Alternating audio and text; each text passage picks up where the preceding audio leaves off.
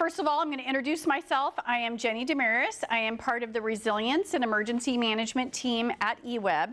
I'm still kind of new to EWEB. I'm about 18 months in, so I really appreciated coming over to the utility side. My prior experience was with Lincoln County as their county emergency manager for 12 years. And then prior to that, I sort of grew up in the healthcare industry with safety, environment of care, and emergency management. But I will say, as an emergency management professional, I'm actually kind of excited to transition over to the utility side. It's very diverse. We have kind of like one specific focus area to support our customers and our communities, and it's given me a great opportunity to be able to learn something new in my career and profession. I am joined today by a couple of my other colleagues. We have Aaron as part of our communications team, and then Adam behind us. He's actually recording our presentation today so that we can share this on our web and use this also for folks that may have preferred a virtual attendance. So we'll do that. Okay, so we're going to go ahead and get started. The reason why we're here today is Eugene Water and Electric Board is very excited to continue support and campaigning of our Pledge to Prepare program. Our program has actually been in place since 2019, but for a lot of our community members, it's still kind of new. Each year, we sort of re-promote our campaign and encourage community members to sign up. But what I want to emphasize is for any of those that may have been part of our Pledge to Prepare campaign in the past, our communications team has really refreshed information. We've added in new components and concepts and information. They've brought me on board as an emergency manager, sort of spice up some of the talking points that we want to share with you. And then we've also really adopted the Be 2 Weeks Ready, which is part of the Oregon and federal campaign about individual and family preparedness. So everything that we're going to be talking about today is really about you as an individual community member, finding the steps and the resources needed to strengthen your resiliency to be 2 weeks ready, and then also the onus of us as a utility provider to our customers and our community that we also share that responsibility for being more resilient. So we'll talk a little bit about EWEB as well. Okay, so we're going to start off with talking about EWEB, the hazards and impacts here in our Eugene metro area as well as the Pacific Northwest. We're going to talk about some preparedness guidelines and where that Be 2 Weeks Ready comes from. We're going to go through the Pledge to Prepare campaign, which you all have your handouts in front of you, so we're actually going to go through each of those. And then we'll talk a little bit about those EWEB initiatives that we're doing in order to strengthen and build our own agency resiliency. Also, I just want to point out the handouts that you have in front of you. For those of you that did sign up through the Y and you provided your email address, we'll send a thank you from our team here at YMCA, a thank you for attending, and then you'll receive a digital copy of your handouts that perhaps you could share with other friends and family and sort of promote that for us. So a little bit about EWEB. We are a public utility, not-for-profit. We've actually been in place since 1911, so we've been here with the EWEB community for a long time. We serve a population of over 200,000, and then we provide both water and power, and we also generate our own power off the McKenzie River corridor at our generation dams. We oversee about $1.4 billion in infrastructure assets and operations, and we have an actual citizen-elected board. So we have a 5-person board that are elected by our community members, and they really are the ones that provide the foundation of our policy, our mission, our vision, and when thinking about our capital improvement infrastructure and the resiliency of EWEB, that is all driven through your elected board. So our service area is the image here on the right. Obviously, the Eugene metro area is our primary area. We do have responsibility up the McKenzie corridor where our generation dams are and some of our transmission lines. So the potential hazards in the Pacific Northwest. These should be pretty familiar with most of us if you've lived here in Oregon for quite a while. Is there any new community members? Anybody that recently moved to Oregon? Okay, this is great. So you guys are going to be very familiar. I will say last time we had a nice couple that just moved here from Iowa. So it's always good to identify who might be new to our Pacific Northwest hazards. So thinking about those hazards, ice storm, snowstorm, wildfire. Has wildfire still kind of fairly new to Oregon on this side of the Cascades? Yeah, 2020 fires that really changed the landscape for Oregon about our understanding and risk to wildfire. But snowstorms and ice storms, yep, we're very familiar. That happens about every 2 to 3 years. We have that significant event. Floods, earthquakes, Cascadia is the one that's really the most impactful for us. Onshore earthquakes, not as impactful, still can happen, but we know Cascadia is really the one that could have the most damaging impacts to us. Excessive heat and wind, we're seeing our temperatures each summer go up and up. And just a few weeks ago in December, we had that significant windstorm that did impact some of our power here in the Eugene metro area as well as the region. Something new that you may not be aware of as a community member, but cyber attacks. That technology-driven threat to our infrastructure here as a utility, as well as local, state, and federal government, your financial institutions, it really is changing the landscape of how we look at our hazards and how we need to be ready to either mitigate that or be able to respond quickly to lessen the impact if we were to have a cyber attack. So those impacts and how they might actually impact you, a customer or a community member, obviously the two primary sources that we provide to you from EWEB is going to be power and water disruption, but those could also have an impact with power that could cause a communication disruption because the cell phone towers, telecommunication sites don't have the power they need, or perhaps the emergency generators that they had didn't have enough fuel, or we can't get fuel to them. So some of these may have a tertiary impact with that loss of power. Inaccessible roads and travel, definitely ice storm and windstorm, and even some of the, snowstorm and ice storm and wind.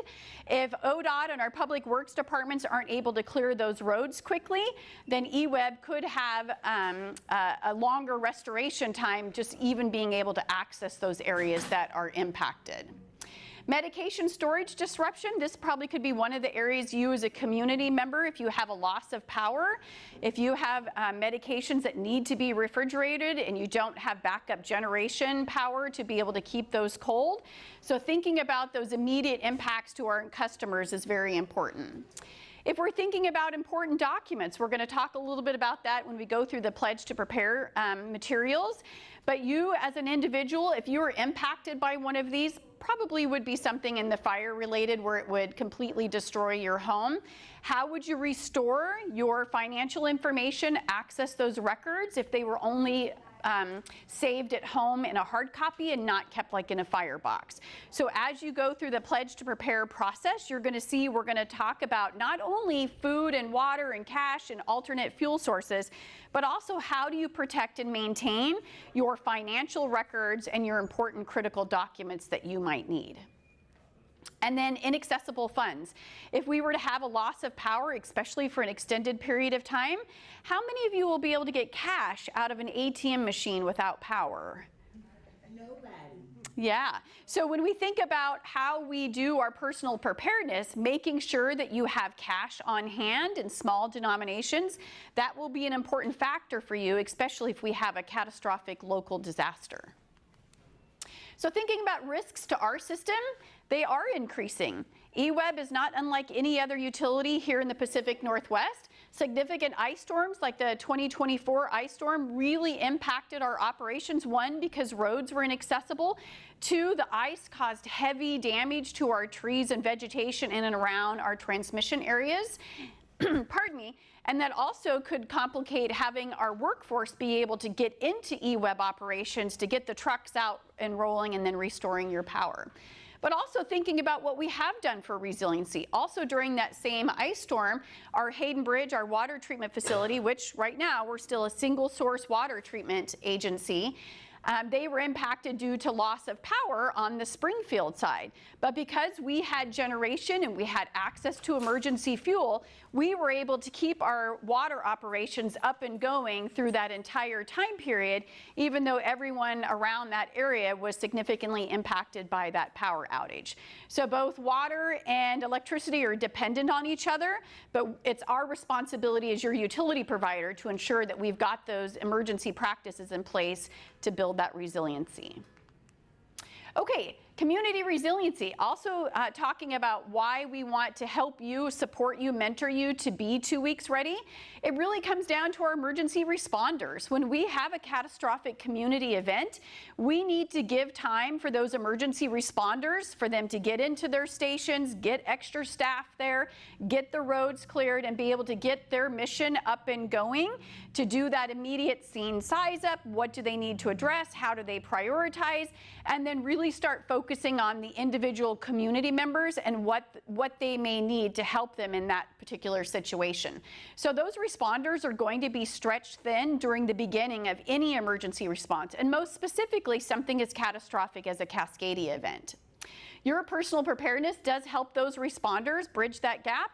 And also when we think about our vulnerable populations in our community that may not have the resources that they need to be 2 weeks ready, or our assisted living facilities or other locations, then that allows the emergency responders to be able to triage and prioritize those vulnerable populations first, and then start working within other neighborhoods that will need that resource somewhere within that 2 week time frame.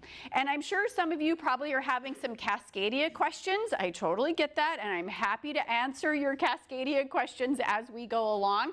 And at the end, we'll have plenty of time to be able to answer your questions. So how do we know to be 2 weeks ready? Where do we get that? Who has that information? Why are we saying be 2 weeks ready? Show of hands, who remembers about 10 to 15 years ago, the catchphrase was you had to be 72 hours ready.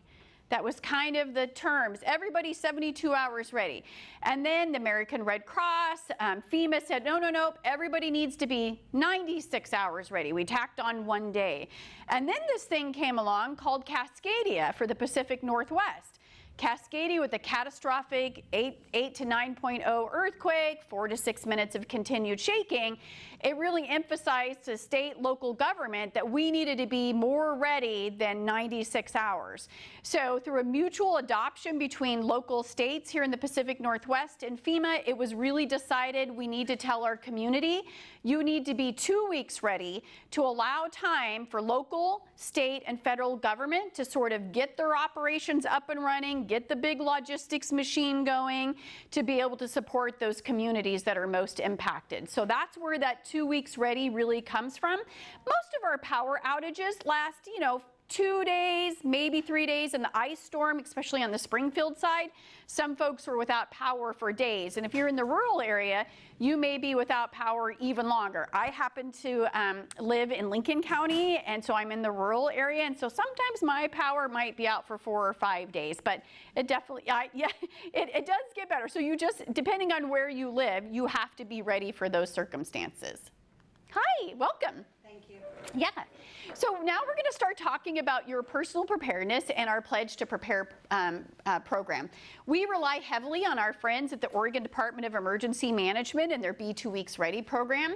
And we're really thinking about all the things that you as an individual or a family or household need to do. And we recognize at all levels that this is daunting and can be very overwhelming. When you think about cash, supplies, extra bottles of propane, do you have the tools that you need to shut off your utilities? Do you have all your financial paperwork, digital, saved, copies? Do you have a go bag, a card kit? Can you shelter in place? You're just like, whew, that's a lot, and it is. But the great thing about our Pledge to Prepare program is the communications team have broken this down into sort of bite-sized segments so that you can do a little bit each month, and when we get to the end of the year or wherever you start the Pledge to Prepare program, at that end of 12 months, then you really have accumulated the resources you need, you've gone through those activities and tasks, and you should feel pretty successful that you are now 2 weeks ready. So we're going to go through these next as we look at if you feel free to look at your handouts as we go along. The first part that we have here is our 12-month checklist. You can take this checklist, put it up on your refrigerator, and sort of mark it off as you go. I also want to give everybody a little bit of grace. There are procrastinators everywhere, myself included. I will freely admit I bought a new car this year. I love my new car. I am an emergency manager by trade. Do you think there's a car go kit in my car right now? There's not. So when you're thinking about your preparedness and what you're able to do, give yourself a little bit of grace. You may not be able to do everything according to this schedule, but the goal is to keep working at it. I will say I've got a cute little first aid kit in there now. I've got my blanket. I've got some extra coat. I have my rubber shoes, my rubber boots I keep in my car because I travel back and forth a lot. And so I am slowly building it. So as you have time, energy, and interest, then just have that success that you at least got that done and just keep moving forward. So what is EWEB's role in Pledge to Prepare? Once you sign up with us, we're going to communicate to you each month by email. We're going to send you a reminder of the checklist and what those activities are for that month. We're also going to break it down into individual sections, and you may find there's extra handouts that you get on a specific month. I think it may be February. We have a new resource for the individual and family preparedness plan that really leads you through all the information you should collect and store, and then save that, like print it off, put it in a Ziploc bag in your Go Kit so you always have it, and then you can update that next year. So each month you might see a little something different in your email to support you in those efforts. So what's your role as a subscriber, as a community member? We really hope that you take the time to gather those supplies, try to do the tasks that we have assigned for you each month. You're going to be learning new things, and then if you're interested, we would love to hear from you and see things from you on your success. So if you did an activity, you collected your stuff, you reorganized your Go Kit, take a picture of it, send it in through the email, and then you'll be entered in for one of the prizes that we have for that month. It's sort of the carrot on the stick, but it is fun, especially if you have families with kids. It's a great activity to do with your kids to show them the family has done this and we have success. Okay, so let's dive in. Oh, sorry, trivia question first. Okay, who wants to give me a trivia answer for this one? How much water should you store per person per day for an emergency? Yes. 1 gallon of water per person per day. That's for hygiene, washing your hands, brushing your teeth, and then actually drinking your water. But who else needs water besides you and your family members? That's right, yes, your pets. So please don't forget when you're thinking about storing water for yourself that you also try to store extra water for your pets. If you've got a giant St. Bernard, he might need 2 gallons of water a day. So be mindful about the other critters that you have in your household because you're going to need to supplement that water as well. Okay, good job. Thanks for answering. So let's start with the month of January. You'll notice that each of our Pledge to Prepare sheets are in a similar format. And what I want to point out here on the right-hand side is we have this little bar graph. So as you go through each month, and if you're successful in those, you're going to see that graph go up, and at the end, 12 months, we should be all the way up to that 14 days ready with the supplies and resources that you've collected.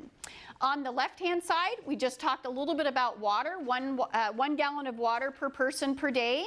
And then food. Each month, you're going to gather a few items. And you might say, hey, I have a bunch of this food already in my pantry. And most likely you do. It's not to say that we don't think you already have some of these items, but what we would hope that you would think about doing is extracting those items out to a different container that's stored in a different place in your home. In the event that you may be, we have an earthquake, something happens to your home, you may not be able to get to the pantry that's in the center of your house, and now you've got your resources that you need near an exterior door, an exterior window, or somewhere that might be more accessible if your home is damaged by that earthquake. So the tasks for the month of January, we're going to review resources to help you identify items you'll need to obtain for your kits and creating your emergency plan. And then we would really encourage you to thoroughly read through all 12 months to kind of give you an idea of what's coming in future months. What I would also encourage you to do, you might say, hey, I've got a lot of these things. You can go back to the 12-month checklist and say, hey, I've got one of those, I've got one of these, I've got one of that.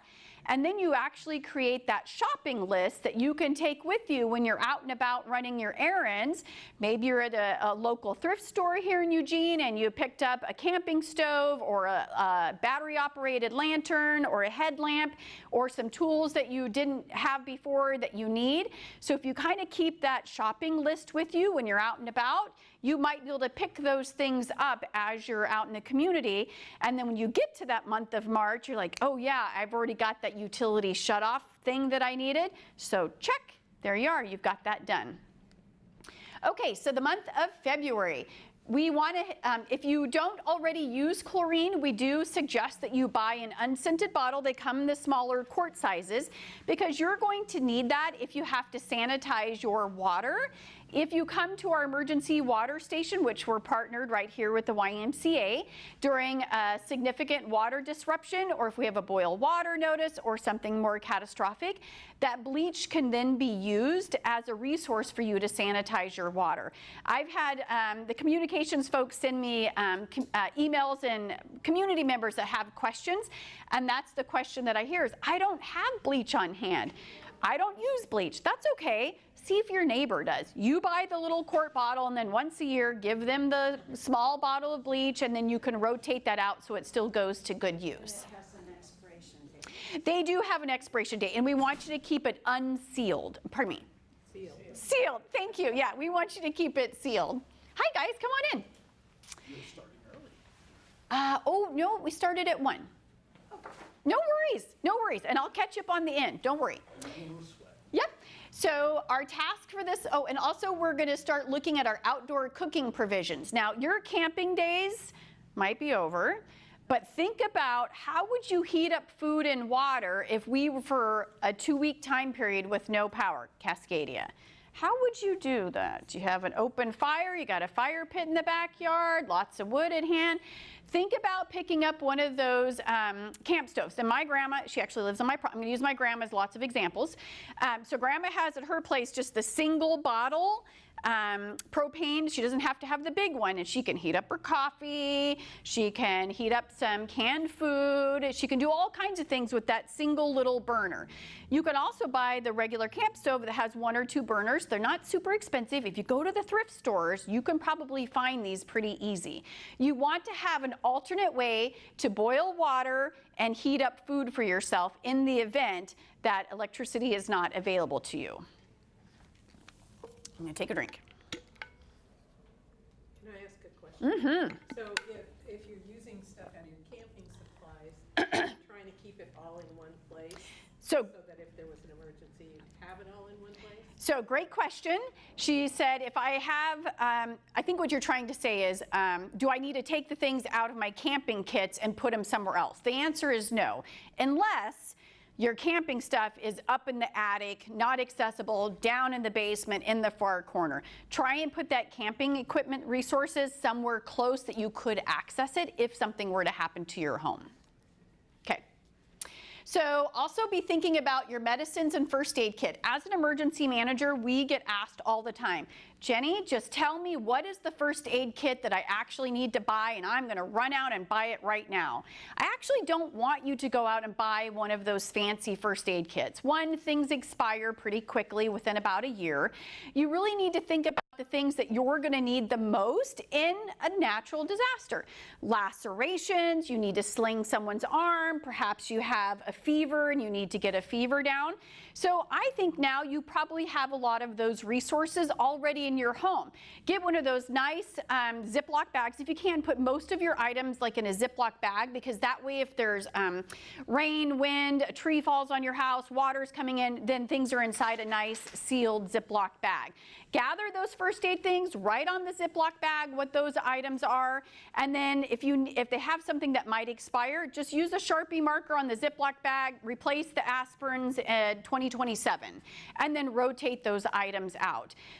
Some of the fancier first aid kits have a whole bunch of stuff, a whole bunch of Band-Aids, but I'll also tell you sometimes those fancier first aid kits, the Band-Aids in them may not be that great. You know, some of those Band-Aids, they just don't stick very well.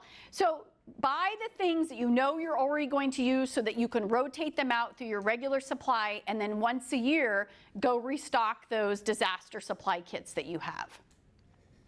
So your tasks for this month: complete your individual or family emergency plan, and then check out our EWEB template. You should get this in the month of February. We've created a new family emergency family plan. It's several pages long. You just use the sections that you want. It's in a PDF fillable format. If you have that, you can save it, or you can open the Word version, put your information in, save it, and then you can update it next year. Yes, ma'am? How do we sign up for these? Oh, great question. Coming from you. So great question. Two things. The way that you could sign up for Pledge to Prepare, you can go to our website, or as easy as today, we brought a form with us. You just put your name and your email on there, and then the communications team in the next couple of days, they'll get you signed up, and then you'll get all the information that we're talking about. Yeah, great question. Thank you. Okay, moving on to March. So in March, we'll start talking about your emergency communications. If we had a significant loss of power due to something like an earthquake, Cascadia, not only would our public safety communications be impacted, but also how you as a community member.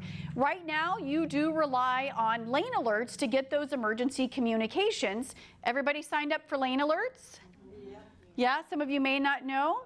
Lane alerts is your local emergency notification system. Yep, make sure your information is up to date. But also our AM, FM, our public radio stations, they could also be impacted. And what we would like for you to do is have an alternate way to be able to receive communications if lane alerts, telecommunications aren't working. And if it is a Cascadia, then we're basically down to your AM, FM radio, battery operated. If you buy one of those, they have the super fancy crank radios. Yes, those are cool. But sometimes what's more important versus the battery or the crank, what's the antenna?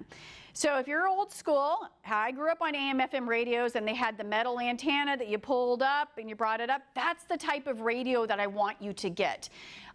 Nowadays, most of the radios have that tiny, thin little wire that comes off the back of the radio. Yes, it is an antenna, but the problem with that is it's really easy to kink it, really easy to break it, and then your radio just can't pick up that signal. So if you're thinking about purchasing an AM, FM radio, try to get one that has the antenna that pulls up and you can extend it so that you'll get a better reception. Also, think about what your local radio stations are here in the Eugene area. Write the radio station frequency numbers down. Put it on the radio box, tape it to it, put it in a Ziploc bag, because you may not remember what the radio station is unless you're regularly listening to radio. Most of our cars today are digital, so you just scan and you get the radio station and you may not remember what the call sign is. So write the call signs down for multiple radio stations in case one is working and the other isn't. There's also another form of communication, a NOAA weather alert radio. Anybody have one of those? Ooh. What is that? Yep, a NOAA weather alert radio. No, I have one.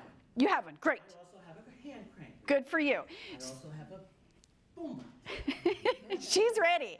I'm going to her house. Going to her house, that's right. Yep, communities helping communities. So a NOAA weather alert radio. So when the National Weather Service sends out an ice warning, a tornado warning, a flash flood warning, they push that information out directly to the local media, public safety, 911 dispatch centers, and also the NOAA weather alert radios. So you can purchase one of these. Do try and buy local. I'm saying that first, but you can also get them online. They're anywhere from $39.99, well, with inflation, maybe $69.99, depending. One of the other community members last time said, hey, there are some NOAA weather alert radios that have the AM, FM radio built right into it. So if you want to kill two birds with one stone, you can buy one of those radios that's got AM, FM radio and the NOAA weather alert. You will need to program your NOAA weather alert radio with the frequency for our Eugene metro area. Easy to do. You can just Google National Weather Service, NOAA alert radio, frequencies or channels. It'll pop right up. You find Oregon, you find Eugene, put your radio on the right frequency, and then those alerts will come out. I'm going to give you a little bit of disclaimer. They do a test, I think, like every Wednesday at noon. But every high wind warning, every warning that goes out to our metro area, you're going to get every one of those. So if it goes screaming off in the middle of the night for a high wind warning, that's why. So anyways, just letting you know. But that's really one of the best ways for you to get that alternate form of communication. And then also adding more personal hygiene items. So thinking about what you might need in your Go kit or in that stay-at-home kit that is segregated off. And then a backup power phone bank. So you can get those little chargers for your phone. Another idea I wanted you to think about, everybody remember the old Radio Shacks where you could go in and get all kinds of technology stuff? Yeah. So they have solar panels. They're about this big. They're like 49 bucks, somewhere in there. Really simple to use. You can basically put them at an angle towards the sun. That little solar panel will then take your backup phone power bank, something small, and it'll be able to keep it charged. At home, I have an electric gate because I got dogs, I'm in the country, and so I just have that little solar panel, and it charges an entire car battery 24/7. Yes, they're very powerful. Yeah. So and if you have, there's lots of things you could do with a car battery at home during disasters. But so think about, what do you really want for technology and resources to support you during those lengthier disruptions? What's the little charger thing, the solar one, called? So there's no particular name, but you can Google small solar panel or charger. There's lots of different options. We have an electronics type store here in Eugene, I'm sure if you were to go there, they'd be like, oh yeah, we know what those are. Let me show you what they are. And there's all different, there's bigger ones, there's smaller ones. But just thinking about an individual household about this big, you could keep your phone charged we'd have enough sun, even on foggy days, you'd have enough to keep those minimal things charged up. Oh, also I forgot to mention on the AM/FM radios, I really encourage you to get the rechargeable batteries and then get the little charger, because if you have the solar panel, you can keep the little battery, the AA, AAA batteries charged continuously and keep going during those disruptions rather than just regular AAA batteries that, they're done and gone. So think about rechargeable batteries with that solar panel if you're able to work that into your supply kit. Okay, anybody ever heard of a financial first aid kit? Yes, okay. Well, great. The rest of you, you're going to get you're going to really understand it by the time we're done. So that inventory, one of the first things you might do if you have homeowners or renters insurance, check with your homeowner's insurance. Hey, do you have a way that you would prefer that we do our home inventory? They might say, fill out a piece of paper, just do this, just do that. Some of them actually have an app that you can put on your phone and you go room by room. And you might say, why is it so important to do a home inventory?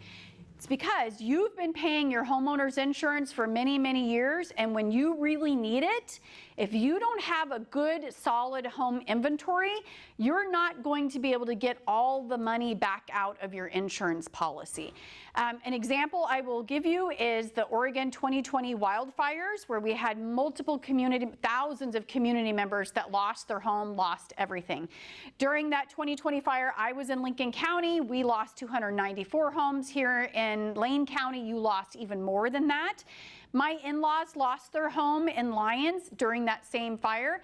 And so I was able to, I traveled on their journey with them when they were trying to restore and recover their life. One of the things that they recognized is they hadn't met with their insurance agent recently, and had they done that, the insurance agency would have said, oh, you've put in new shrubs, you've done this, you've done that, and they would have been able to maximize their insurance policy. So when you do your inventory, the simplest way you can do it, other than writing things down, and don't focus so much, it used to be you had to do all those serial numbers, you don't need to do that unless it's a very high dollar value item. You're just going to open all the doors, all the cupboards, and room by room. If you take photos, or even better, take short videos. Do a short video of each room, especially high value items. Make sure you do outside, starting at the driveway all the way around. Video your roof, show them how good condition your roof is in, and then email yourself those little videos of each room, because people say, well, where do I save it? What if I lose my phone? I dropped it in the river while I was kayaking or whatever. Done that. And then you are taking that information and storing it in your digital email. So if you are somewhere else and you've lost everything, you'll eventually get back into your email. then you'll be able to have access to that digital information. You can also do a password protect if you wanted to for cyber. There's some ways that you can do that. So first, check with your insurance company. Also, another thing to think about is check with your banks. Some of your banks may now have a digital safety deposit box that you could use to store critical documents digitally, because there is a risk of people accessing your information. Okay, so now that's about your homeowner's inventory. Anybody know what is a financial first aid kit, or why it's important?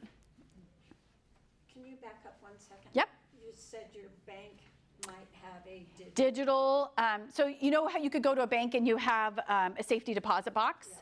Some banks may offer a digital safety deposit box. So basically you log into their system, you upload your critical documents, and then it's under their cyber protection. Not many, but it is worth asking. So your financial first aid kit, imagine if you're one of those homeowners, whether it's a wildfire or you had a structure fire and you've lost, your house is 100% gone. You got out in your bathrobe, in your slippers, no card keys, no wallet. How are you going to recreate your life? Do you know, ma'am, the name and agent and phone number and account number of your retirement? In my head, In your head? After stress and trauma? probably not. Probably not. Do you think they're going to say, hey, Jane Doe, sure, we're going to let you into your account. Yeah. Can you prove who you are? Yeah, no. You can't, right. So the importance of having that financial first aid kit is so you can restore your life, you can financially recover, and you can do it quickly. Especially if you're a one-person disaster, meaning your house burned but everybody else is okay, there are not a lot of resources at the state or federal level to support you. American Red Cross is going to help you. They're going to give you some temporary shelter. You're going to track down your insurance agent. But it could be significant time frame for you to access anything at all. If you had that information stored in the cloud, access to your email or another family member that you trust, or if you have an attorney on retainer that you have your trust, your will with, that's also another good place to store that financial important information, because it's in a secondary location, it should be safe, and then they know you, you have an established relationship, and then you can access that information to speed your recovery. So we're going to talk about that a little bit more in this next one. So your supplies for this month: emergency sanitation items, alternate resources, plans if wastewater systems are not working. A couple of handouts that I put over there. The Portland metro area were able to get a grant. One of the areas as emergency managers we've struggled with is how do we take care of our personal waste during natural disasters, and they were actually able to come up with an entire user guide about you as a neighborhood community member that it's called Pee and Poo. It's exactly what it is. So this gives you some really good instructions about how would you manage that at home during a catastrophic earthquake or some such, and then how would you do that as a neighborhood. So I've brought you copies today. There is a website that you can go for more information. And then also, just to tack onto that, there's another resource here about all the different ways about sanitizing and purifying your water if you find yourself without access to clean water. So those are a couple resources up there that you can take. So your task for this month, start on your financial first aid kit. And you'll also see here we've got a link to the home inventory app right there to help you. And then at the top, the emergency financial first aid kit. FEMA has had this in place for a long time. It's kind of a workbook that you can go through. There's some other resources. Again, also maybe check with your homeowner's insurance or your financial institution. They may actually have some good resources for you to look at too. And again, don't worry if you're like, oh my gosh, this is taking longer than I thought. That's okay. Just keep at it and keep doing it until you eventually get it all taken care of. Save it, store it appropriately, tell the appropriate family members or any other individuals that you have that's representing you on your behalf. Okay, moving into May. More propane because you need to have more than one bottle. Those little bottles of propane, they really don't last that long. If you're just trying to boil water straight from cold water, you would be amazed how long it really does take. So you're going to want to have at least 6 to 10 of those little propane bottles. They don't really expire. If you've got other neighbors or family members, you can rotate them out for their camping, then that's a great way to use that resource up. Hopefully everyone already has an ABC fire extinguisher in their home. If you don't, highly encourage you to do so. Many people are, fire structures within your home are really a significant impact to you, and if you would have just had a fire extinguisher, you may have been able to minimize that impact or even save potentially someone's life. Pardon me. And then your utility shutoff tools. If you don't have those already, if you're not quite sure what they are, when you get our information resource, we've got some tools right there, some examples of what those are. There's a special kind of wrench that you need to turn off your natural gas and your water meter, depending on the type that they are. You need to figure out where those resources are actually at. Where is your water main line? It's not that we're saying, hey, everybody, we want you to turn off your water whenever you want. That's not the case. But during a large, significant event, especially a seismic event, being able to shut off your own Northwest natural gas is going to be very important. So those tasks, we want you to figure out where your electrical panel is. Make sure that it's labeled. It really will help you if you haven't already done so. Where's your water shutoff valves? Natural gas, if you happen to have natural gas. Learn how to use your fire extinguisher. If you just Google Oregon State Fire Marshal's Office or National Fire Protection, show me how to use my fire extinguisher, boom, all kinds of videos will pop up and show you how to safely use your fire extinguisher. So your personal supplies, that personal protective equipment, face masks, safety goggles, a good pair of gloves, some weather-resistant boots, some rubber boots or insulated boots, something that you could have in case that disaster happens in the middle of winter. Also, when you're thinking about your traveling or commuting back and forth, what you actually have in your car to help sustain you in case maybe there was a large traffic accident. Now you're parked on the freeway, you're there for hours, and darn it, now I'm going to have to walk or something. These are unusual circumstances, but the more prepared you are, then the more resilient and more supported you'll feel in your own recovery. Having some paper plates and utensils, even for those short-term events. Limiting the amount of water that you have to use when we have a water disruption, especially if it's an extended time period, that will benefit you. And then your tasks, practice a fire drill. If you've got grandkids that you spend time with, they're coming over, these are great activities to do with them. Teach them what a fire drill is, how do we get out, and then practice evacuating your home without any lights. You have the little plug-in hallway lights you put down in the hallway to give you that way, lighting your progress out of your home. Having a headlamp instead of a flashlight, it seems a little weird to put something on your head, but I'm telling you, if you're trying to crawl out of your home, out of an earthquake or something is happening, having hands-free is very important and helpful for your own safety about trying to maneuver getting out of your home. And then defensible space. We're coming into summer. If you've got vegetation on your property, if you're a homeowner, thinking about the responsibility of local government, industry, how do you manage and mitigate your own vegetation to ensure that you've got the right amount of clearance from your home, from your eaves, your gutters, and making sure that you've done what you can to be fire resistant. And we've got some good examples here, obviously referring you to the Oregon State Fire Marshal's Office or our own local fire department here in Eugene. You'll also notice on the right-hand side, we're continuing to add water, food, and cash, those small denominations to your kit every month, so that as we get to the end, you've got what you need for that full 2 weeks. So another trivia question. How often should you check the supplies in your car or home kit? Annually? Annually? Yep. So one of the things I try and recommend, that saying of, hey, check your smoke detectors every 6 months. That's great. Even now we have like 10-year batteries, you should still be checking them. But at least annually, think about what's in your supply kit, have I rotated it?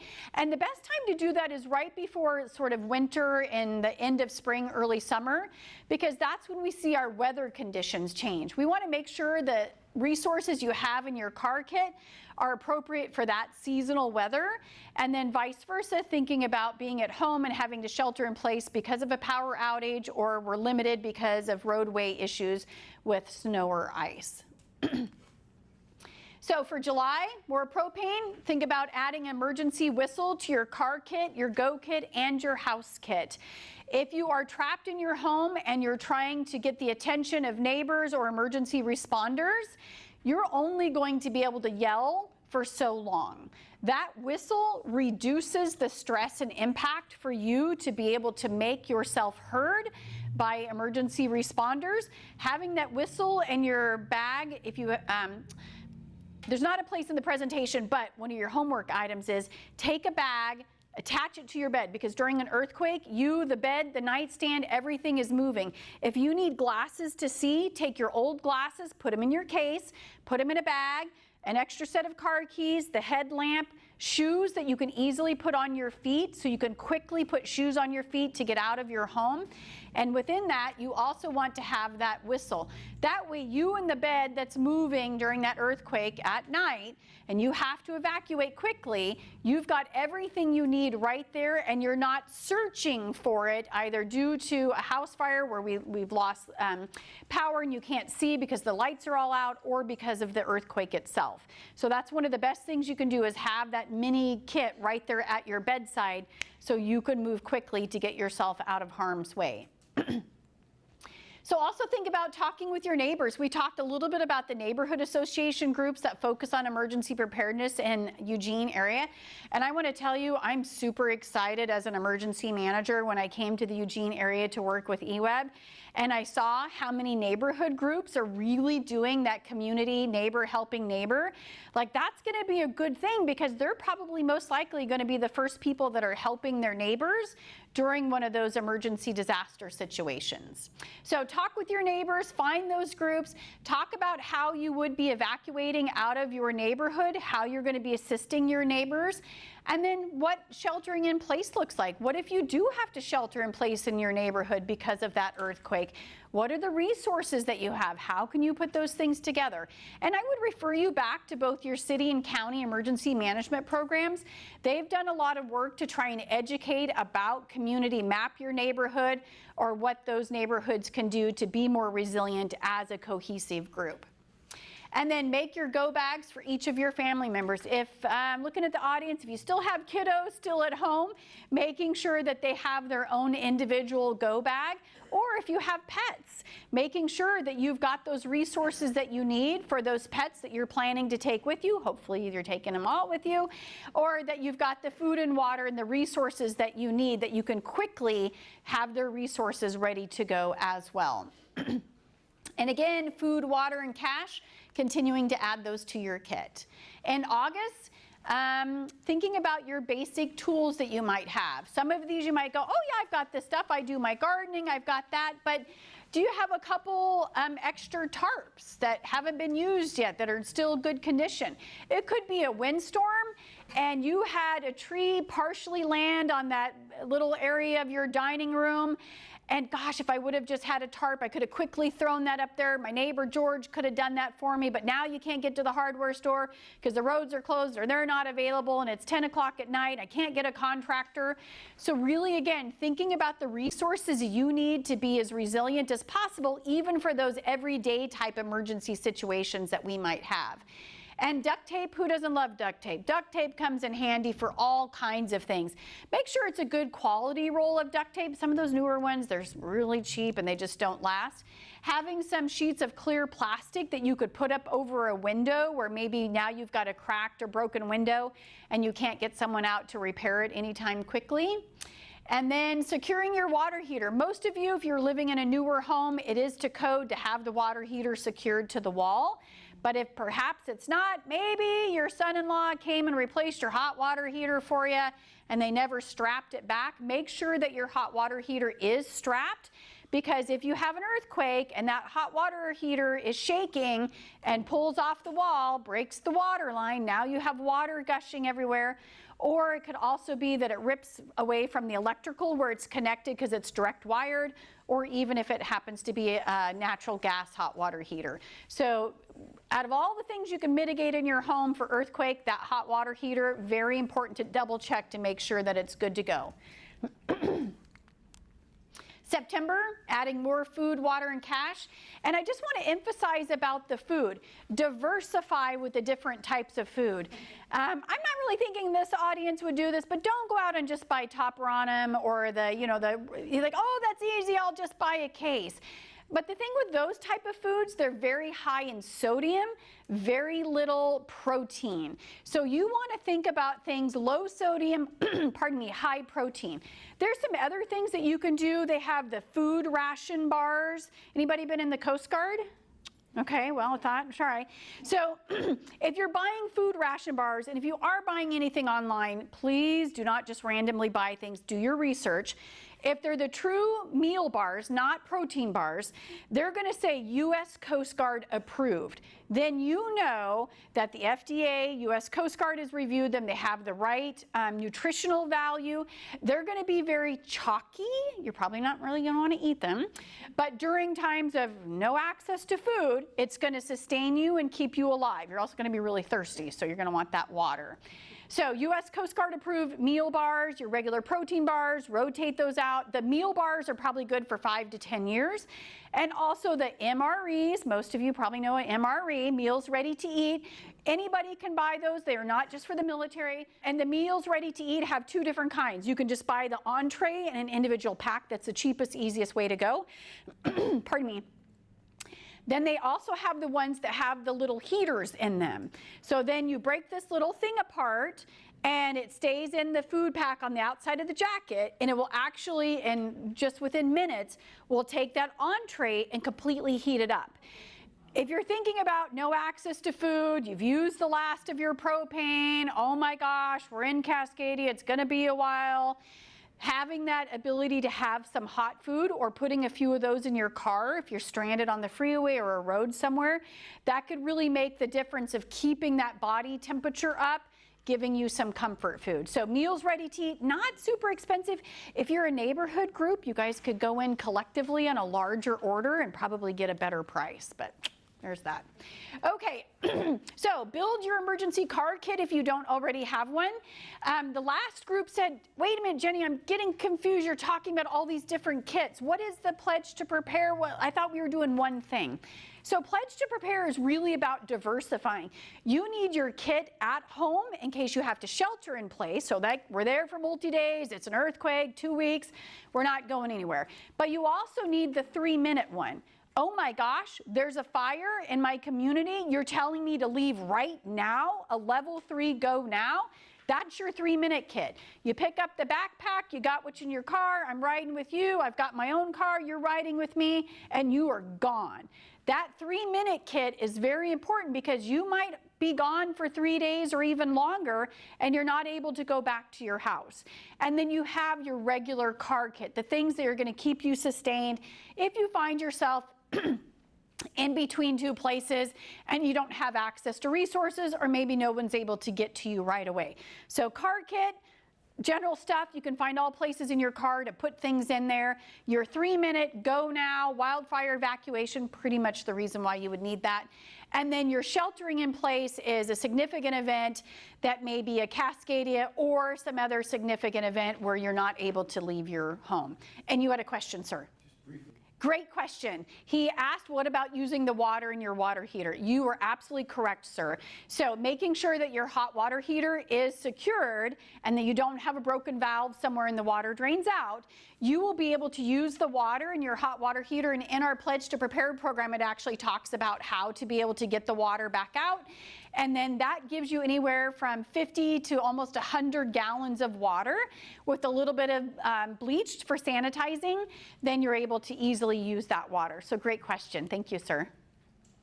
So if you spend time in your car, you need to have resources in your car. It's either a kit or you got the stuff in there. You need to have that go kit is like extra changes of clothes, maybe some important documents, things that are important to you if your house is destroyed by fire, things that you're ready to walk out the door with. The kit next to the bed is really for those cases that you need to protect your feet, protect your hands, and you need some lighting, and maybe you won't be able to find your car keys because of an earthquake or a fire or something.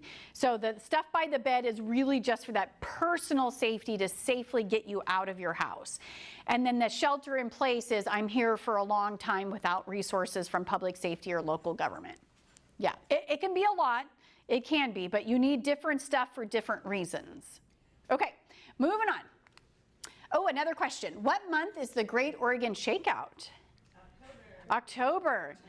Anybody want to tell me what is the Great Oregon Shakeout? It's the practice. For? Duck and cover. Duck and cover, that's right. So earthquake, we want you to practice your duck cover and hold on every year with the entire Pacific Northwest. Everybody does it on the same day, the third Thursday of October in the morning. So it's a great way, it's a fun activity.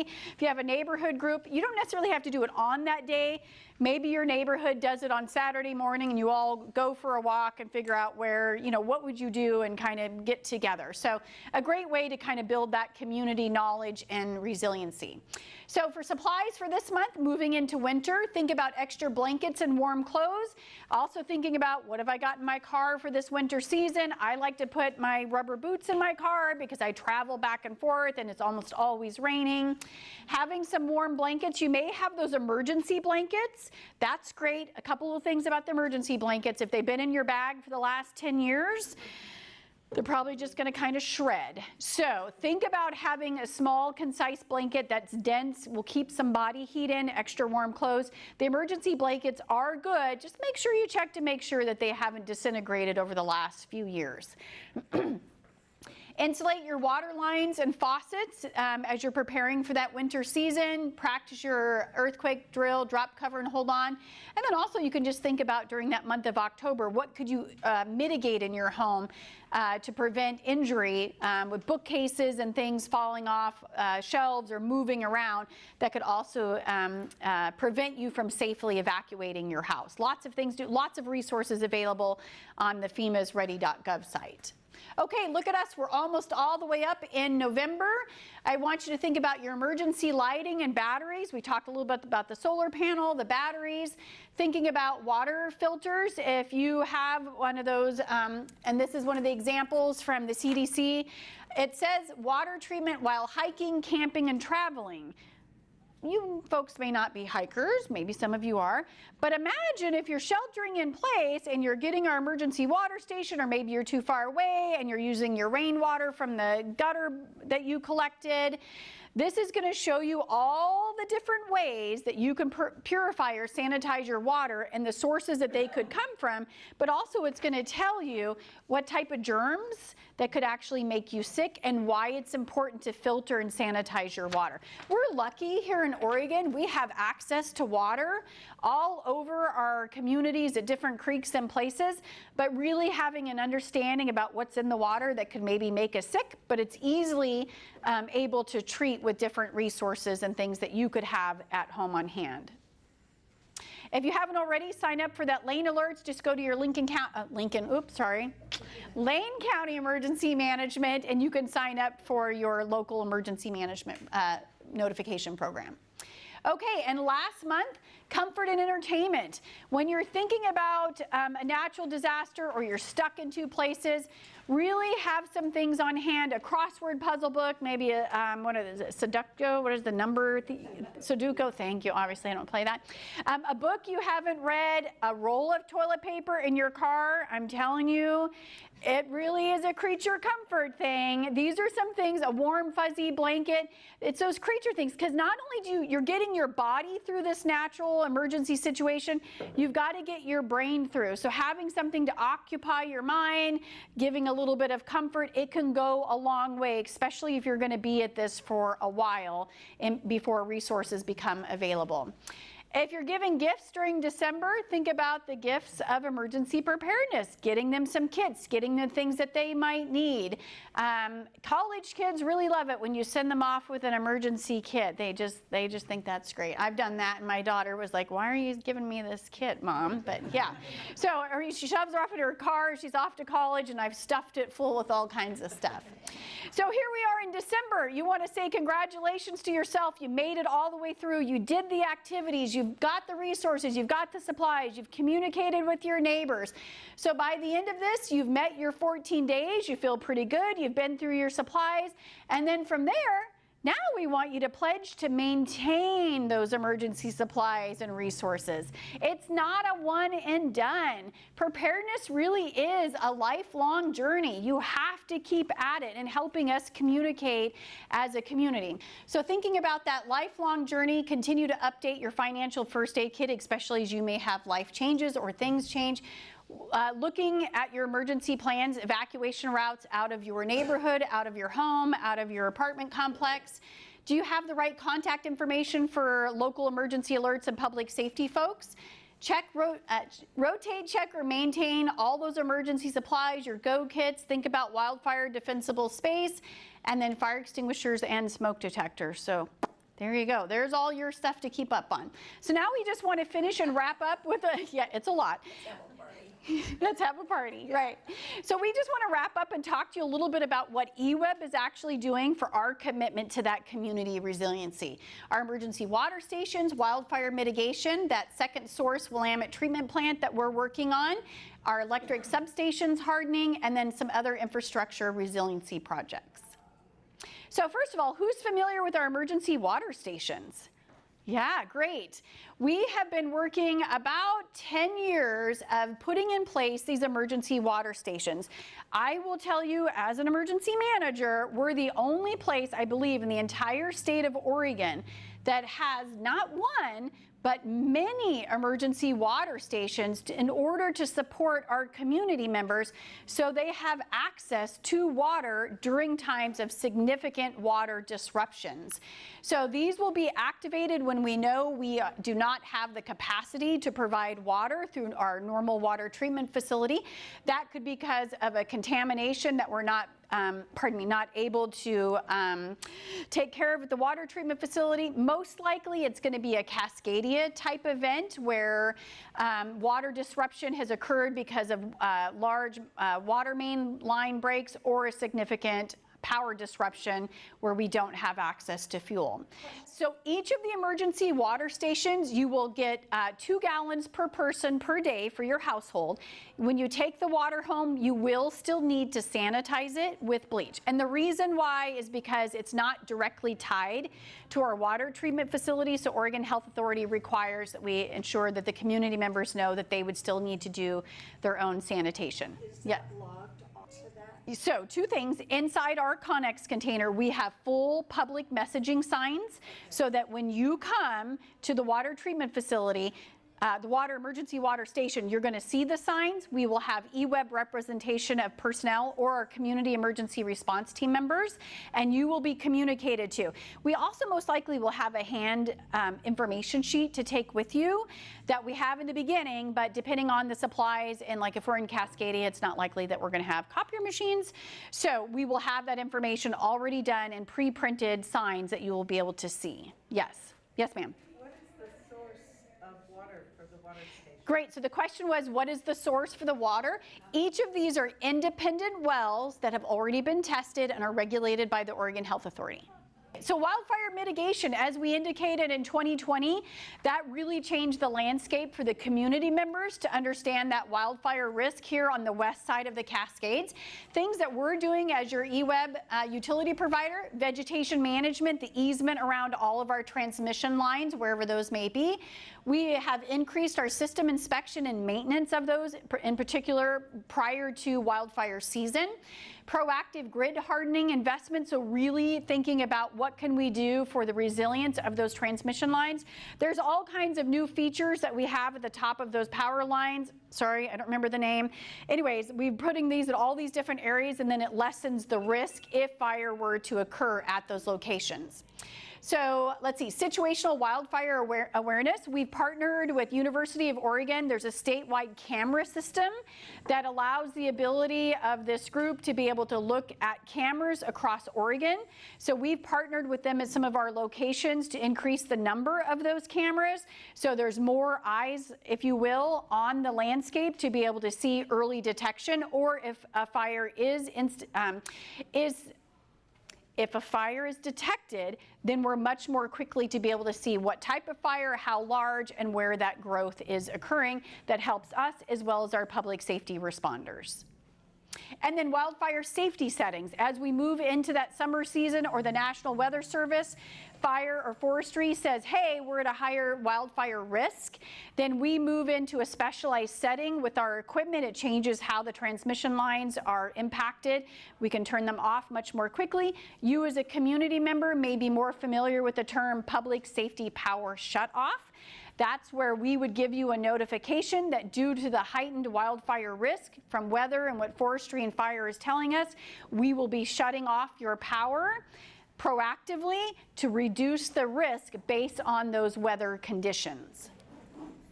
So that Willamette treatment plant, as I said, we are a single source treatment facility at Hayden Bridge. We have plans in place to be able to put a second source on the Willamette River. This is really going to give us that resiliency that we need if Hayden Bridge is impacted, whether it's due to a seismic event or contamination or something else. It also will allow us to take Hayden Bridge fully down to do more modification and infrastructure resiliency projects to make it stronger to withstand those impacts. And also we would be joining, I think if I remember this correctly, we're like one of the only large utility providers in the state of Oregon that doesn't have a second source. So it's really important for us to be able to get that in place. Our electric substations, rebuilding 10 substations in 10 years, don't hold us to that, but that really is what our plan that we have from our policy level as the board. They want to ensure that our electric substations are hardened, seismically retrofitted, have newer infrastructure, so that if we have large-scale impacts from wind, snow, ice, or a seismic event, that those substations are going to be able to do their job and or be restored that much more quickly. We can see lots of improvements that are happening at those substations. Okay, and then other infrastructure. You might be familiar with some of these over the last few years. Our East 40th water storage tank construction, doing that for earthquake resiliency. College Hill Reservoir replacement due to aging infrastructure and ensuring we have that earthquake resiliency. Installing smart meters, outage detection, and customer partnership. And then last, the Lieberg Dam decommissioning due to energy planning and they're upstairs exercising. Whew. Okay, energy planning and financial resiliency. Yeah, good timing. Okay. So we don't do this alone. We do this with our partners. I would very much encourage you to reach out to City of Eugene, Springfield, Lane County, State of Oregon, and then FEMA would be your ready.gov. They have lots of resources for all different types of hazards that could support you in your planning efforts. So with that, together we will be more prepared. We are excited that you came here today. We hope that the presentation was worth your time. We hope that you will share this information with your community, friends, and family. Even if they're not here in the Eugene metro area, that message about preparedness crosses all jurisdictions, and you can refer them to those resources. So thank you very much.